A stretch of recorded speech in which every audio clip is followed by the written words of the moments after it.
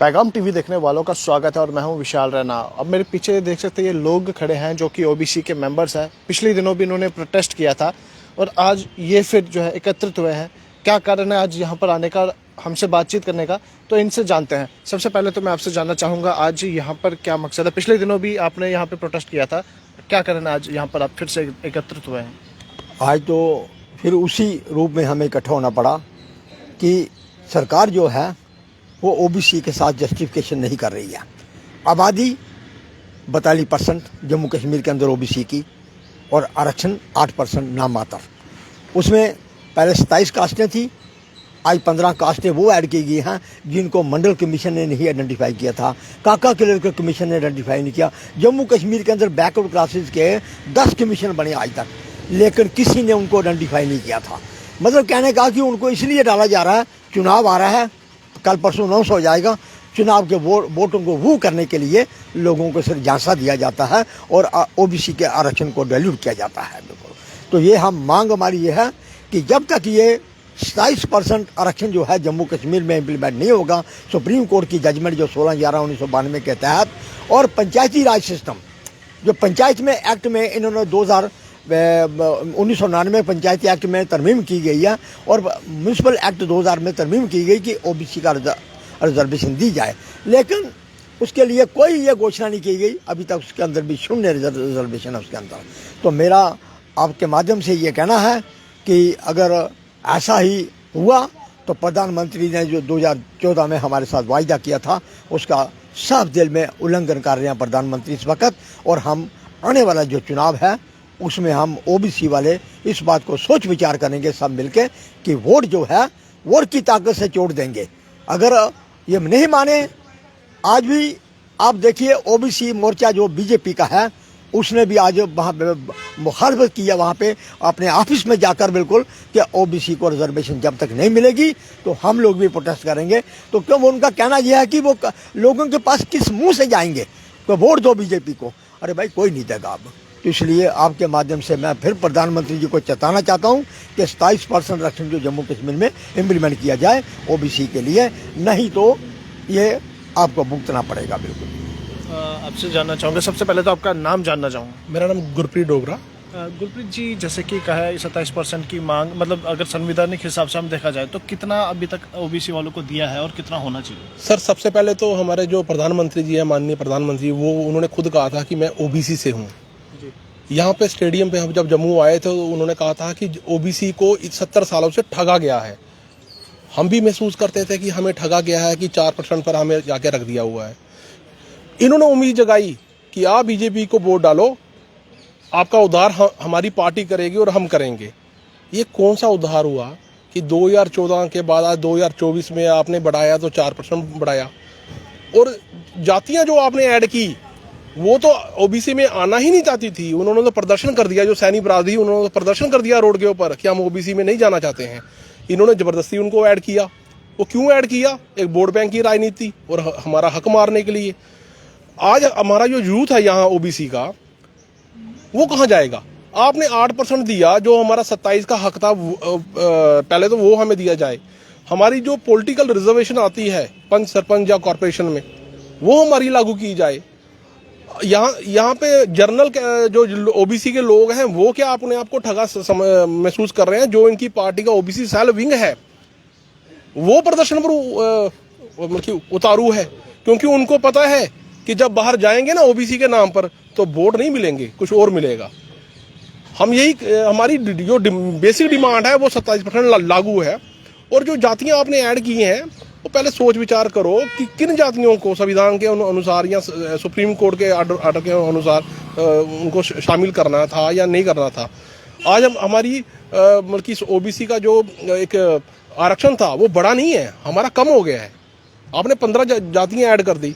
और दूसरी ये बात है कि 60 लाख की आबादी जिनकी, उनको 8%, पहाड़ियों को आपने 10%, जो 10 लाख नहीं है वहाँ पे, चलो उनको आपने कितना दिया हमें उससे कोई मतलब नहीं।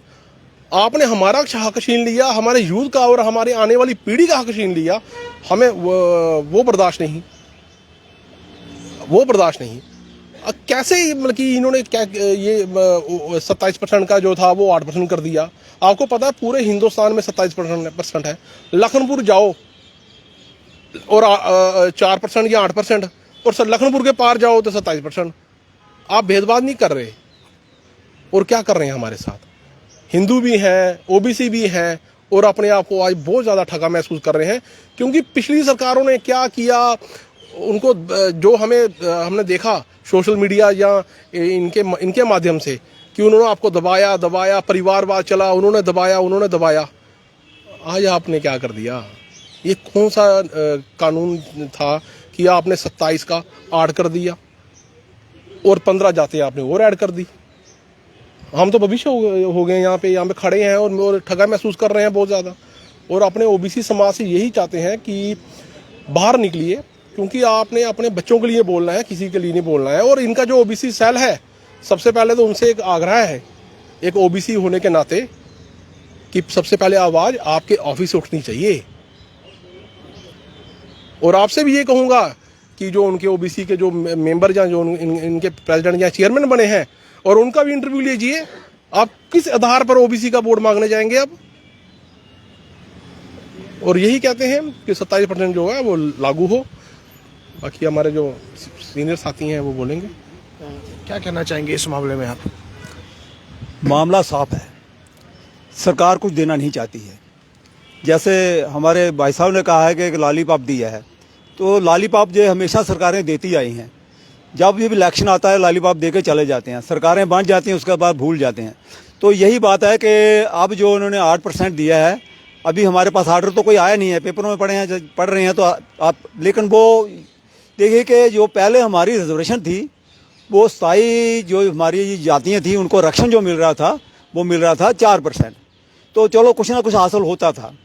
अब उसमें 15 जातियाँ जो डाल दी हैं, वो 15 जातियाँ ऐसी हैं कि जो नीचे की स्थायी जातियाँ हैं वो उनके आगे कुछ नहीं है। क्योंकि जो नीचे स्थायी जाती हैं उनके पास इतनी एजुकेशन नहीं है, पैसा नहीं है, सोर्सेज नहीं है, दूर दराज के लोग, गाँव में रहने वाले लोग हैं, उनकी पढ़ाई ही कंप्लीट नहीं होती है। तो ये जहाँ जो लोग 15 जातियाँ जो डाली हैं वो बड़े बड़े स्कूलों में पढ़ने वाले बच्चे आएंगे। तो जो 4% भी मिलती थी, हम 0 पे आ गए हैं। ये रिजर्वेशन हमारी 8% से 0 हो गई है। तो ये हम यही चाहते हैं कि हमारी रिजर्वेशन जो है 27% हमारी पुरानी मांग है, जो मंडल कमीशन के तहत जो है उसके तहत हमें 27% मिले, और मंडल के तहत जो जातें आइडेंटिफाइड हुई हैं उन्हीं जातों को जो रिजर्वेशन मिलनी चाहिए। दूसरा है कि हमारी जनगणना जो है 1931 के बाद नहीं हुई है। जनगणना 1931 की हमारी 32 पॉइंट कुछ थी। तो कितने साल बीतने के बाद क्या हमारी हमारी जो तादाद जो है वो 8% ही है जो रिजर्वेशन दे रहे हैं। 32 से अब हमारी जो है 44 तक चली गई है, 46 तक चली गई है। तो रिजर्वेशन बढ़नी चाहिए थी, लेकिन नहीं बढ़ी। ये भी एक सरकार ने जो है हमारे साथ धोखा किया है। क्योंकि जनगणना इसलिए ज़रूरी है कि जब हिंदुस्तान का बजट बनता है उसमें पैसा रखा जाता है कि किस किस को कितना कितना पैसा मिलेगा, वो मिलता है जनगणना के आधार पे कि इनकी जो कितनी आबादी कितनी है। तो आज तक देखिए हमारे 3 साल हो गए हैं, हमारे बच्चों को जो है स्कॉलरशिप नहीं मिल रहे हैं। हम सेक्रेटरीट में जा के जूते के साथ हैं, वो कहते हैं ग्रांट नहीं आई। ग्रांट कहाँ से आएगी? हमारी गिनती ही नहीं है तो कहाँ से आएगी? अगर हम कहीं भी जाते हैं तो कहते हैं आपकी गिनती कितनी है। ये सरकार ने बताना, हमारा काम तो नहीं है, ये सरकार का काम है। और तीसरी बात यह है कि हमारे जो सर्टिफिकेट जो हैं जात के तारीफ बनते हैं उसमें क्रीमी लेयर लगाई गई है।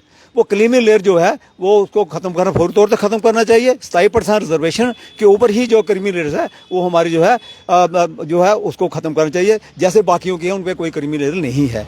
इसलिए हम सरकार से ये चाहते हैं कि जो हमारी जो मांगें जो हैं इनको माना जाए। बाकी रही इलेक्शन की बात, इलेक्शन में हम सोचेंगे, अब ऑर्डर निकलने दो, उसके बाद हम आपके रूबरू होंगे, बताएंगे हमने क्या करना है। धन्यवाद, शुक्रिया हमारे साथ बने रहने के लिए। तो इस खबर को जो है आप कैसे देखते हैं, अपनी राय कमेंट बॉक्स में ज़रूर दीजिएगा, और इस वीडियो को ज़्यादा से ज़्यादा शेयर कीजिएगा ताकि ये वीडियो जो है प्रशासन तक पहुँचे। इनकी सिर्फ एक ही डिमांड है कि इनकी मांगों को जो है पूरा किया जाए। अभी के लिए बस इतना ही। मुझे और मेरे वीडियो जर्नलिस्ट राजवीर को दीजिए इजाज़त। धन्यवाद।